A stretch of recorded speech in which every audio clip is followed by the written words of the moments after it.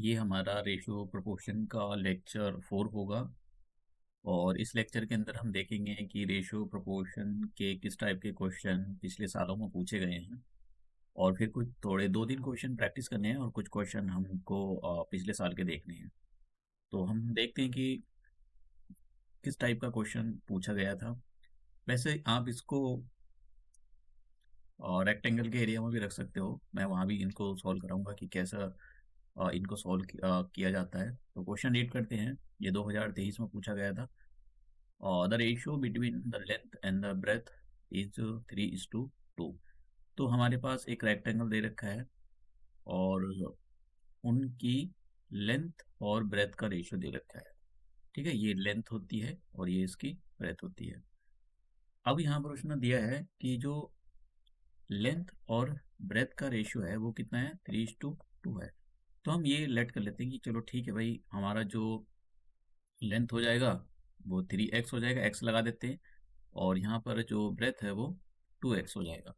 तो एरिया हमको पता है, एरिया का जो फॉर्मूला होता है रेक्टेंगल का, मैं यहाँ पर रेक्टेंगल के एरिया के फॉर्मूले की बात कर रहा हूँ। ये फॉर्मूला होता है। अब यहाँ पर उसने दिया है कि if the area of the rectangle is 96 centimetre. तो हम क्या काम करेंगे, एरिया उसने दे दिया यहाँ पर 96 सेंटीमीटर, लेंथ हमको पता है 3x और ब्रेथ पता है हमको 2x। तो हम आमने सामने कट करते हैं। 2 की टेबल से ये कितने टाइम जाएगा, सॉरी 3 की टेबल से कर लेते हैं, 2 से भी कर सकते हो आप, आपकी इच्छा है। तो 3 3 जा 9 और 3 2 जा 6 और फिर 2 की टेबल से इसको कट कर लो तो ये जाएगा हमारे पास 16 टाइम्स। तो हमारे पास क्या आ गया, x multiply X equal to 16। x multiply X का मतलब होता है एक्स स्क्वायर इक्वल टू 16। और आप x स्क्वायर हटाओगे, इधर स्क्वायर रूट ऑपरेट कर दोगे और 16 को जब स्क्वायर रूट से बाहर निकालोगे तो ये आ जाएगा आपका 4। अब मैं क्या करूँगा, इनको यहाँ पर वैल्यू रख देता हूँ। तो 3 मल्टीप्लाई 4 इक्वल टू 12 और यहाँ पर रख देता हूँ 2 मल्टीप्लाई 4 इक्वल टू 8। अब देखते हैं क्या पूछा है। क्वेश्चन में पूछा है लेंथ ऑफ द रेक्टेंगल। तो रेक्टेंगल की लेंथ कितनी आ गई हमारे पास, ये 12 सेंटीमीटर। तो हमारा आंसर हो जाएगा सेकंड। ये क्वेश्चन हमारे पास 2023 में पूछा था। तो उसने यहाँ पर ए बी सी का रेशियो दे रखा है और ये पूछा है यहाँ पर कि बी की जो वैल्यू है 2x% ऑफ ए प्लस सी।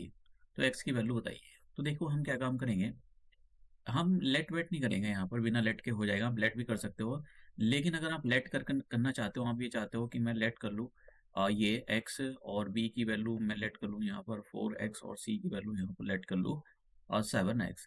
ये जो है इनके साथ में x लगा दो, x मत लगाना। क्यों? क्योंकि x क्वेश्चन के अंदर ऑलरेडी दे रखा है, तो जो वेरिएबल दे रखा हो उसको लेट मत करना। इसके साथ अगर आपको कुछ लगाना है तो आप लगा सकते हो 1y वाई, ये लगा सकते हो अगर आपको लेट करके करना है तो। वैसे हालांकि इसकी ज़रूरत नहीं पड़ेगी, लेकिन अगर आपको करना है तो आप कर सकते हो। वाई से वाई कैंसिल हो जाता है तो वो आप कर सकते हो। तो मैं यहाँ पर ये क्वेश्चन हमको, मैं सीधी वैल्यू रख रहा हूँ यहाँ पर। तो बी की वैल्यू कितनी है, बी की वैल्यू है यहाँ पर 4y, बिना बाई के बिना लेट किए कर सकते हो। 2x परसेंट, देखो ये जो परसेंट का साइन होता है इसको हटाओ और नीचे 100 लगा लो। परसेंट का साइन हटाया जाता है, नीचे 100 लिखा जाता है। ऑफ की जगह मल्टीप्लाई का साइन, इसका मतलब यही होता है। ए प्लस सी का मतलब हो गया ए और सी को प्लस करो तो ये कितना आ जाएगा, 1y plus 7y is equal to 8y। देखो वाई से वाई कैंसिल हो गया, इसीलिए जरूरत नहीं थी, कर लिया तो कोई बात नहीं है। यहाँ पर आपका जो आंसर है वो ठीक ही आएगा। तो अब मेरे पास क्या बचा, 4 इक्वल टू 2x अपॉन 100 और 8। देखो 4 की टेबल में 1 जा, 4 की टेबल में ये 2 जा, कर सकते हो। 2 की टेबल में 150 टाइम और 2 की टेबल में 25 टाइम्स। तो कितना आ गया, 1 इक्वल टू एक्स अपॉन 25। इस 25 की यहाँ मल्टीप्लाई कर देते हैं 1 में, तो कितना आ जाएगा, 1 मल्टीप्लाई 25 इक्वल टू एक्स। तो एक्स की वैल्यू हमारे पास कितनी आ गई, एक्स की वैल्यू आ गई हमारे पास 25। यही पूछा था उसने कि आप एक्स की वैल्यू बताए। तो आंसर कौन सा हो जाएगा, आंसर हो जाएगा हमारे पास सेकंड। ठीक है, नेक्स्ट क्वेश्चन की ओर मूव करते हैं। ये क्वेश्चन पूछा नहीं गया था, प्रैक्टिस के बेसिस पर हम इस क्वेश्चन को ले रहे हैं। हालांकि ये क्वेश्चन आप परसेंटेज के चैप्टर में भी रख सकते हो। तो हम यहाँ पर परसेंटेज के चैप्टर में नहीं रखते, अलग से सॉल्व करेंगे इसको। रेशियो के पॉइंट ऑफ व्यू से देख लेते हैं क्या है। देखो उसने बोला है और ratio of the numbers and the boys are in this ये। तो जैसे उसने यहाँ पर बॉयज़ और गर्ल्स का रेशियो दे दिया, 3:2 दिया है। तो आप इसको एक्स लिख कर भी कर सकते हो और यहाँ पर उसने बोला है कि 20% of the boys and 25% of the girls are scholarship holders. मतलब कि अगर आप देखिए, उसने बोला है जो स्कॉलरशिप होल्डर है बॉयज, बॉयज में से मैं यहाँ पर लिख देता हूँ जो स्कॉलर, तो स्कॉलरशिप बॉयज में कितने लोगों को मिली है, मैं यहाँ पर लिख देता हूँ बॉयज। तो उसने कहा है कि अब देखो, मैं यहाँ पर एक और चीज़ बताना चाहता हूँ कि जैसे मैं हर बार बोलता हूँ कि आप जो है 3x ले लो और ये 2x ले लो, आप ये भी ले सकते हो, कोई गलत नहीं है। लेकिन जैसे मैं यहाँ पर x लगा सकता हूँ, तो इसके साथ में ये जो नंबर लिखे हैं 3:2, तो इसका मतलब ये होता है कि इनका जो कोई मल्टीपल होगा ये, तो उसका मतलब ये होता है कि आप इसकी जगह 300x ले सकते हो और इसकी जगह 200x ले सकते हो। उसको कोई फर्क नहीं पड़ता, 3,000 ले सकते हो, 3 करोड़ ले सकते हो, लेकिन वो जितनी हमको ज़रूरत है उसका ही हम लेते हैं। क्या फ़ायदा मिलेगा? क्वेश्चन थोड़ा आसान हो जाएगा। तो उसने क्या बोला है कि भैया अगर आप 20% वॉइस का कर दो, ठीक है, हम 20% वॉइस का कर देते हैं, तो 20% ऑफ वॉइस, वॉइस कितने हैं हमारे पास? 300x। देखो अभी मैं अभी एक चीज़ बताऊंगा आपको, तो परसेंट का साइन हटाओ जी, 2 जीरो से 2 जीरो हट गए, तो कितना आ गया यहाँ पर? 60x। अगर आपने 3 से नहीं लिया तो फिर क्या प्रॉब्लम आती है, जरा देखते हैं। 20% और 3x, 1 जीरो से 1 जीरो हटा दो, 2 की टेबल से कैंसिल कर दो, 5 आ गया, तो ऊपर कितना आ जाएगा? ऊपर आ जाएगा ऊपर आ जाएगा, ऊपर आ जाएगा 3x और नीचे आ जाएगा ये। तो ये फ्रैक्शन में आने लगता है, तो ये सॉल्व करने में, दूसरा नंबर ही फ्रैक्शन में आएगा, तो सॉल्व करने में आपको दिक्कत हो सकती है, आंसर गलत नहीं आएगा। कभी सोचने लगो कि आंसर गलत आ रहा है, तो आंसर गलत नहीं आएगा, आंसर बिल्कुल ठीक आएगा, लेकिन वो सॉल्व करने में उसको दिक्कत होती है। अब यहाँ पर मैं गर्ल्स को निकाल लेता हूँ कि भाई गर्ल्स जो है जिनको स्कॉलरशिप मिली है वो ऐसी कितनी गर्ल्स है। तो मैं यहाँ पर गर्ल्स के लिख देता हूँ। तो देखिए उसने बोला है कि गर्ल्स को जो स्कॉलरशिप मिली है 25% ऑफ द गर्ल्स, तो गर्ल्स का 25% कर दो, तो गर्ल्स कितनी है यहाँ पर? यहाँ पर है 200x। तो फिर से परसेंट का साइन हटाओ और नीचे लिखो 25/100 मल्टीप्लाई, और कितना था? 25 था, मैं इसको ठीक से लिख देता हूँ। ये मेरे पास था यहाँ पर, सॉरी, ये 200 लिखा हुआ है। अब 2 जीरो से 2 जीरो हटा देते हैं, तो कितना बचा हमारे पास? और 25 टू जा ये आ जाएगा 50x। तो अब देखिए क्या आ गया हमारे पास, ऐसे गर्ल्स और बॉयज आ गए जिनको स्कॉलरशिप्स मिली है, मतलब बॉयज और गर्ल्स, ये कौन से बॉयज एंड गर्ल्स हैं? ये वो गर्ल्स हैं जिनको स्कॉलरशिप्स मिली है। तो मैं लिख देता हूँ यहाँ पर, आप जो इसको समझ लो, ये जरूरी नहीं है कि आप इसको पूरा लिखो, बस मन में कर सकते हो आप। तो ऐसे कितने बॉयज और गर्ल्स हैं जिनको स्कॉलरशिप मिली है? 60, तो 60x ये हो गए और 50x ये हो गए, तो पूरे 110x हो गए। अब देखिए समझो, टोटल उसने पूछा है कि कितने बच्चों को परसेंटेज निकालना है जितने बच्चों को नहीं मिली। तो सबसे हम ऐसे स्टूडेंट्स को देखते हैं जिनको स्कॉलरशिप नहीं मिली। तो ऐसे स्टूडेंट्स देखिए, टोटल स्टूडेंट्स कितने थे हमारे पास? टोटल स्टूडेंट्स 300x और 200x, तो इनको प्लस करोगे तो कितना आ जाएगा? 500x आ गया।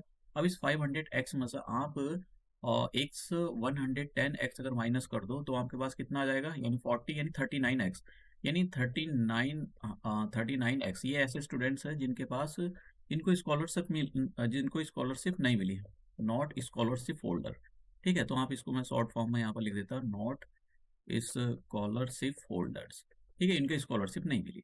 अब वो कह रहा है कि आप परसेंटेज निकाल लो, किसका परसेंटेज निकालना है? Find what percentage of the students does not get the scholarship. तो परसेंटेज निकालने का तरीका ये होता है कि नीचे टोटल लिखो, नीचे टोटल का मतलब नीचे टोटल स्टूडेंट्स लिखो। टोटल स्टूडेंट्स हमारे पास 500, परसेंट का साइन लगाओ और 100 से मल्टीप्लाई करो, और जिनकी परसेंटेज निकालनी हो, किसकी परसेंटेज निकालनी हो? ऐसे स्टूडेंट्स की निकाली जिनको स्कॉलरशिप नहीं मिली, और तो स्कॉलरशिप कितने बच्चे ऐसे?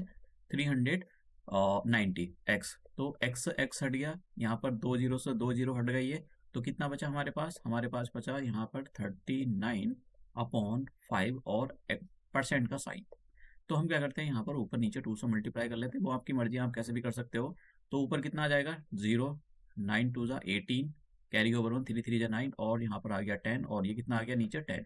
तो 0 से 0 हटा दो, और सॉरी कुछ गलत हुआ है, हाँ ये मैंने गलत कर दिया, 3 2 जा 6 और 7, ये आ गया, तो 0 से 0 हट गया तो कितना आ गया हमारे पास 78%। तो ऐसे स्टूडेंट जिनको स्कॉलरशिप नहीं मिली, ऐसे कितने परसेंट स्टूडेंट्स हैं? 78% स्टूडेंट्स हैं। तो ये हमारे पास आंसर है। ये वाला क्वेश्चन है next, in school 10% of the boys are same in the number as 1/4 of the girls. देखो क्या कह रहा है, समझते हैं क्वेश्चन को। परसेंट का क्वेश्चन है और रेशियो प्रोपोर्शन का भी क्वेश्चन है, दोनों का कॉम्बिनेशन है।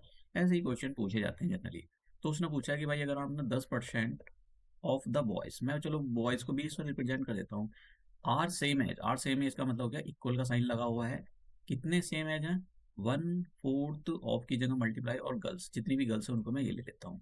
जैसे मैंने कहा कि परसेंट का साइन हटाओ, नीचे 100 लगा दो, ऑफ की जगह मल्टीप्लाई, और इसको आप ऐसे लिखो। एक जीरो से एक जीरो हट गया तो कितना आ गया, और यहाँ पर आ जाएगा 2 से नीचे ऊपर नीचे मतलब कैंसिल कर दो, तो कितना आ गया b/5 और g/2। उसने किस क्या पूछा था आपको? रेशियो निकालना है बॉयज एंड गर्ल्स का, यानी बॉयज ऊपर होने चाहिए, गर्ल्स नीचे आने चाहिए। तो मैं क्या करता हूँ, इस 5 को गर्ल्स की जगह ले आता हूँ और गर्ल्स को 5 की जगह ले आता हूँ, तो ये आ जाएगा हमारे पास। तो इसको आप कैसे लिख सकते हो? इसको लिख सकते हो v ratio 5:2। This is the answer. समझ आप? तो उसने पूछा था कि भाई रेशियो क्या है गर्ल्स बॉयज एंड गर्ल्स का, तो ये है 5:2। तो इस टाइप के क्वेश्चन पूछे जाते हैं। ये काफ़ी इंपॉर्टेंट क्वेश्चन है। नेक्स्ट वाला, नेक्स्ट क्वेश्चन क्या है, the ratio of the number of boys and the girls in the ये कॉलेज। व्हाट आर द, इसने ये पूछा कि इफ द परसेंटेज इंक्रीज। देखो परसेंटेज इंक्रीज बोला है, तो इंक्रीज, अगर ये परसेंटेज वाला चैप्टर जब मैं आपको कराऊंगा वहाँ पर, अगर परसेंटेज इंक्रीज होता है तो 100 में प्लस कर दिया जाता है, अगर परसेंटेज डिक्रीज होता है तो 100 में से माइनस कर दिया जाता है। तो ये उसी पर बेस्ड क्वेश्चन है। मैंने अभी तक परसेंट का क्वेश्चन नहीं मतलब वो टॉपिक स्टार्ट नहीं कराया, तो मैं उसको जल्दी कराने वाला हूँ। शायद कल परसों इसके लेक्चर आ जाएंगे। तो percentage increase in the number of boys and girls are to be 100%, 20% and 10%। तो समझते क्या कह रहा है? देखो ये कह रहा है कि भाई आपके जो स्कूल है, आपका जो स्कूल है उसके अंदर बॉयज़ और गर्ल्स का जो रेशियो है वो कितना है? 7:8 है। ठीक है, आप इसको, आपकी मर्जी है, आप कुछ भी कर सकते हो, ऐसा नहीं है कि भाई ये वो है। इसको आप 7x भी ले सकते हो, नहीं ले सकते हो 700x भी ले सकते हो, उसको कोई फर्क नहीं पड़ता। आप, चलो मैं आपको 700x लिख के दिखा देता हूँ। चलो 700x, ज़रूरत नहीं है फिर भी कर सकते हो। 7x 8x से भी कर सकते हो, x मत लो इस केस में, तब भी हो जाएगा। हमारे पास टोटल बच्चे इतने आ गए। अब वो कह रहा है भाई आप एक काम करो, रेशो बताओ, नया रेशो बताना है आपको। नया रेशो कब बनेगा? मैं कहता हूँ चलो b1:g1। नया रेशो कब बनेगा? नया रेशो जब बनेगा जब उसने कहा कि भाई अगर आपके पास जो ये क्या है, ये बॉयज़ हैं, 700x बॉयज़ हो गए और 800x हमारे पास गर्ल्स हो गई। तो ये कह रहा है अगर आपने बॉयज़ का 20% कर दिया, बढ़ा दिया, इंक्रीज कर दिया, increase percentage increase in the boys is 20%। तो इसका मतलब ये हो गया कि 100 प्लस 20% ऑफ बॉयज़। जो बॉयज़ हैं, बॉयज़ का, बॉयज़ हमारे पास ये रेशो का साइन लगाओ क्योंकि रेशो पूछा है उसने। गर्ल्स का कितने परसेंट बढ़ाया? गर्ल्स का 100%, और सॉरी 10%, तो लिखेंगे 100, मैं ब्रैकेट लगा देता हूँ, जरूरी नहीं है कि आप लगाओ। 10% का साइन लगाओ और ऑफ गर्ल्स लिखो, कितनी है गर्ल्स? है हमारे पास यहाँ पर 800x। ठीक है, तो ये बीच में, तो ये कितना आ जाएगा यहाँ पर 120, और परसेंट का साइन हटा रहा हूँ मैं, नीचे 100 लगा रहा हूँ, ऑफ की जगह मल्टीप्लाई लगा रहा हूँ, ये परसेंट और एक रेशो का साइन लगाओ, तो कितना आ जाएगा यहाँ पर, इधर दूसरी साइड आ जाएगा, ये आ जाएगा 110, और नीचे 100 मल्टीप्लाई और 800x। इस x, ये x हट जाता है रेशो के केस में भी, इन दो जीरो से ये दो जीरो हट गए, इन परसेंट, इस 100 से 100 हट गया, इस जीरो से ये जीरो हट गया, तो कितना बचा मेरे पास? मेरे पास बचा और 12 मल्टीप्लाई 7, रेशो का साइन 11 मल्टीप्लाई 8। 4 की टेबल से इसको कैंसिल कर दो, 4 3 जा, 4 की टेबल से इसको कैंसिल कर दो, 4 और 4 2 जा हो जाते हैं 8, तो कितना जाएगा 7 3 जा 21 और 11 2 जा 22। तो हमारे पास जो नया रेशो आया गर्ल्स और बॉयज़ का, तो ये हमारे पास नया रेशो है 20:22। तो आंसर कौन सा हो जाएगा? सी आंसर हो जाएगा।